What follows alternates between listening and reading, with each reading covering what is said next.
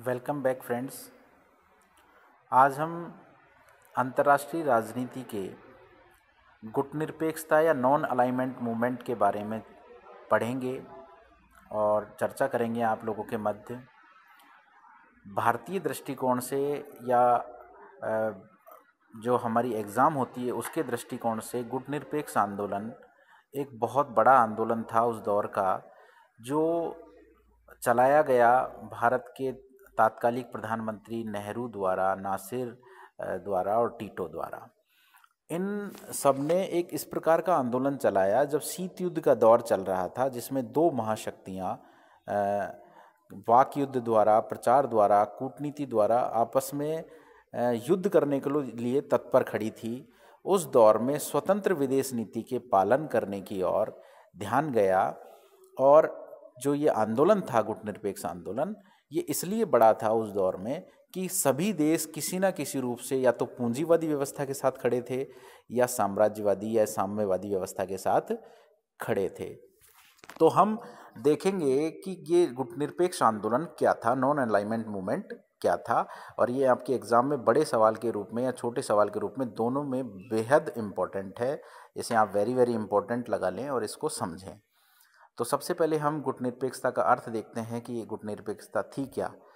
तो इसमें आप एक एक शब्द को थोड़ा सा समझेंगे।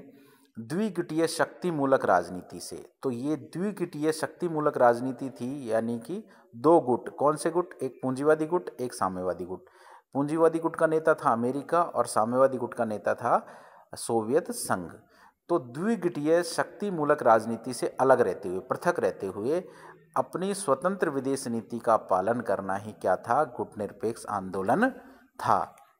तो बिल्कुल आप शब्दों को ध्यान रखेंगे कि द्विगुटीय शक्ति राजनीति से या शक्तिमूलक राजनीति से पृथक रहकर अपनी स्वतंत्र विदेश नीति का पालन करना ही गुटनिरपेक्षता कहलाता है या कहलाता था। उसके संचालक थे या सूत्रधार थे नेहरू, नासिर, टीटो। नेहरू जो भारत के प्रधानमंत्री थे, नासिर जो मिस्र के थे, टीटो तो जो यूगोस्लाविया के प्रधानमंत्री थे। इन तीनों ने मिलकर इस आंदोलन को सूत्रपात किया या उसका संचालन किया। अब हम देखेंगे आगे गुटनिरपेक्ष आंदोलन था क्या, बड़े सवाल के रूप में। द्विगुटीय शक्तिमूलक राजनीति से पृथक रहते हुए स्वतंत्र विदेश नीति का पालन करते हुए सभी राज्यों के साथ शांतिपूर्ण सहअस्तित्व और सक्रिय अंतर्राष्ट्रीय सहयोग का नाम ही क्या था? गुटनिरपेक्ष आंदोलन था। तो जो मूल चीज़ें थी, द्विगुटीय शक्तिमूलक राजनीति से अलग रहना, स्वतंत्र विदेश नीति का पालन करना, अपने साथी राज्यों के साथ शांतिपूर्ण सहअस्तित्व को अपनाना और सक्रिय रूप से अंतर्राष्ट्रीय सहयोग प्रदान करना। यानी कि कोई भी देश अगर मुसीबत में है तो उसकी जो संभव मदद हो सके वो मदद करना। द्वितीय विश्व युद्ध के बाद स्वतंत्र हुए एशिया, अफ्रीका और लैटिन अमेरिका के अधिकांश राष्ट्रों ने इस नीति को अपनाया।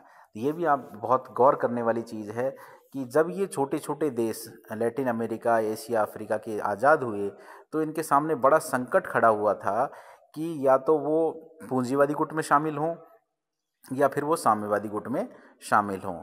लेकिन इन तीन प्रधानमंत्रियों की बदौलत, नेहरू, नासिर, टीटो की बदौलत एक नई आशा की किरण उन्हें नज़र आई, जिससे वो अपनी स्वतंत्र विदेश नीति का पालन कर सके, है ना।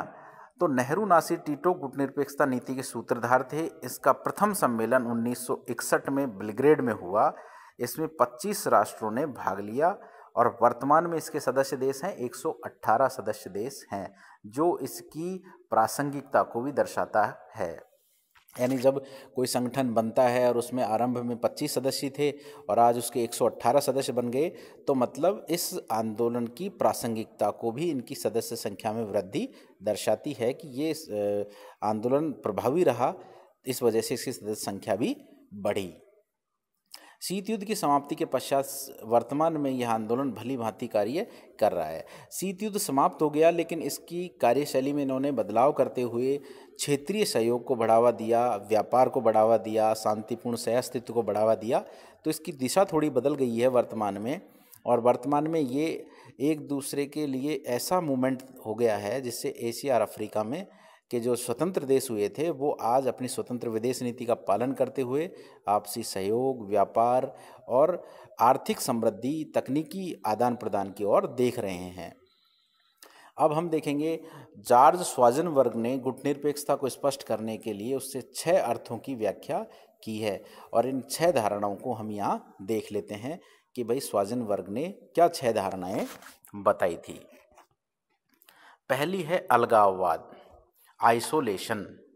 अलगाववाद एक ऐसी नीति है का समर्थन करना है जिसमें राष्ट्र विश्व राजनीति से कम भाग ले और उससे बिल्कुल अलग रहता है।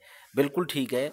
गुटनिरपेक्षता का आशय था उस ड्यूरेशन में जब शीत युद्ध चल रहा था कि किसी भी गुट की किसी भी कार्यक्रम में भाग नहीं लेना है हमें, ना तो सोवियत संघ के साथ रहना है ना अमेरिका के साथ रहना है, अपनी स्वतंत्र विदेश नीति का पालन करना है, जिसमें क्या होता है कि विश्व राजनीति से अलग रहते हुए या कम से कम भाग लेना अलगाववाद होता है।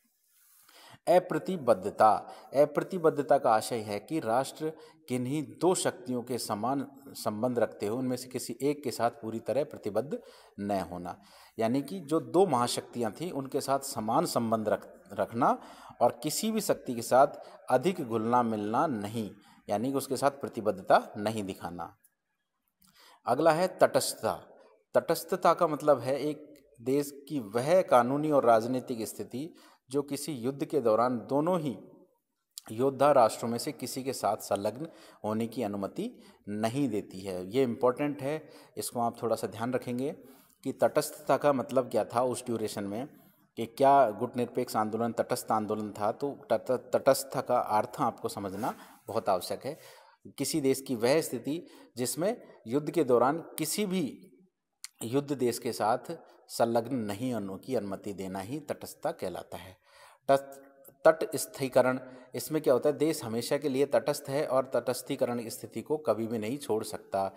उदाहरणतः स्विट्जरलैंड, यानी कि जब कोई 2 देश लड़ रहे हैं, चाहे वो एक आपका मित्र है, चाहे बहुत घनिष्ठ है, थोड़ा करीबी है, लेकिन किसी भी देश की किसी भी सूरत में मदद नहीं करना और अपने आप को उस विवाद से दूर रखते हुए एक उदासीन स्थिति में रहना ही तटस्थता कहलाता है। एक पक्षवाद, प्रत्येक देश को निशस्त्रीकरण जैसे आदर्शों का पालन की नीति अपनानी चाहिए और ऐसा करने में इस बात का बिल्कुल ध्यान नहीं देना चाहिए कि अन्य देश भी ऐसा करते हैं या नहीं। एक पक्षवाद का मतलब यहाँ वो बताना चाहते हैं स्वाज़नबर्ग जी कि कोई देश इस निशस्त्रीकरण का पालन कर रहा है या नहीं कर रहा है, इससे उन्हें कोई लेना देना नहीं है। केवल ये देश जो गुटनिरपेक्ष आंदोलन में शामिल हैं वो अपनी तरफ से ही निशस्त्रीकरण का पालन करेंगे, चाहे अन्य देश पालन कर रहा है या नहीं कर रहा है। अगली है असंलग्नता। असंलग्नता का आशय है विभिन्न व परस्पर विरोधी विचारधाराओं के मध्य संघर्ष से उत्पन्न खतरों को समझने पर जोर देना और यह बताना कि हमें संघर्ष से अलग रहना चाहिए। बिल्कुल ठीक है। तो ये 6 पॉइंट स्वाज़नबर्ग ने बताए हैं गुटनिरपेक्ष आंदोलन के। तो ये भी मेरे ख्याल से आपको समझ में आ गए होंगे कि कुल मिला के एक ऐसी नीति का पालन करना, न तो युद्ध में भाग लेना, शांतिपूर्ण सहअस्तित्व को अपनाना। अगला कि जब कोई युद्ध लड़ रहा है तो पूरी तरह से उदासीन रहना कि हमें ना तो उसकी मदद करनी है ना और कुछ करना है, और निशस्त्रीकरण का पालन करना।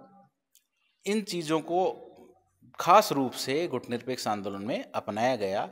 तो अब मेरे ख्याल से गुटनिरपेक्षता का आशय आपको समझ में आ गया होगा, उसकी धारणाएं समझ में आ गई होगी।